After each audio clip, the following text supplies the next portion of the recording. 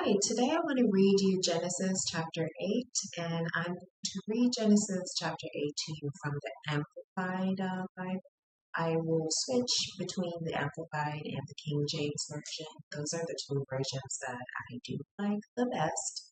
There are a lot of different versions out there, but you can find one. I actually started out reading the Bible very closely with the New International Version, which I like as well.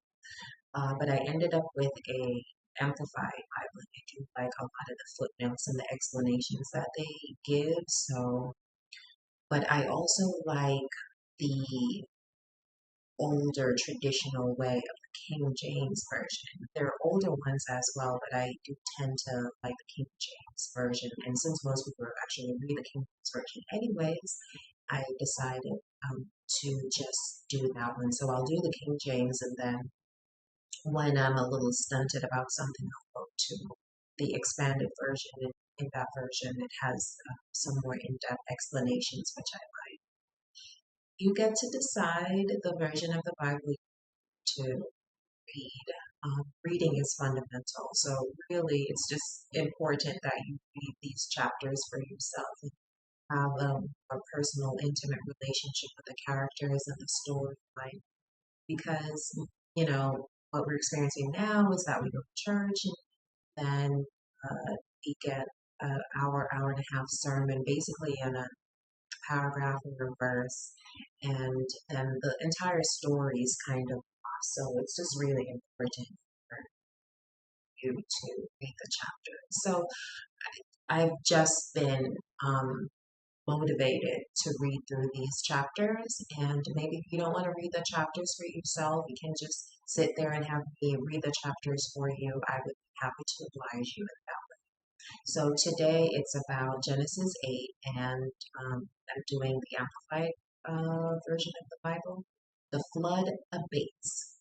And God remembered and thought kindly of Noah and every living thing and all the animals and were with it that were with him in the ark. And God made a wind blow over the land, and the waters receded. Also the fountains of the deep, the subterranean waters, and the windows of the heavens were closed. The pouring rain from the sky was restrained, and the waters receded steadily from the earth. At the end of the 150th days, the waters had diminished. On the 17th day of the seventh month, 5 months after the rain began, the ark came to rest on the mountains of Ararat in Turkey. The waters continued to decrease until the 10th month. On the first day of the 10th month, the tops of the mountains were seen.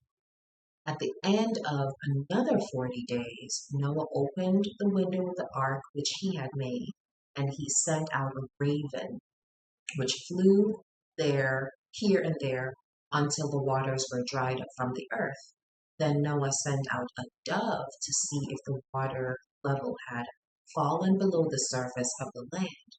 But the dove found no place on which to rest the sole of her foot. She returned to him to the ark, for the waters were still on the face of the entire earth. So he reached out his hand and took the dove and brought her into the ark. He waited another 7 days and again sent the dove out from the ark. The dove came back to him in the evening, and there in her beak was a fresh olive. So Noah knew that the water level had subsided from the earth. Then he waited another 7 days and sent out the dove, but she did not return to him again. Now, in the 601st year of Noah's life, on the first day of the first month, the waters were drying up from the earth. Then Noah removed the covering of the ark and looked, and the surface of the ground was drying. On the 27th day of the second month, the land was entirely dry. And God spoke to Noah, saying, "Go out of the ark, you and your wife and your sons and their wives with you. Bring out with you every living thing from all flesh, birds and animals, and every crawling thing that crawls on the earth." that they may breed abundantly on the earth and be fruitful and multiply on the earth. So Noah went out, and his wife and his sons and their wives with him, after being in the ark 1 year and 10 days. Every animal, every thing, every bird, and whatever moves on the land went out by families, types, groupings from the ark.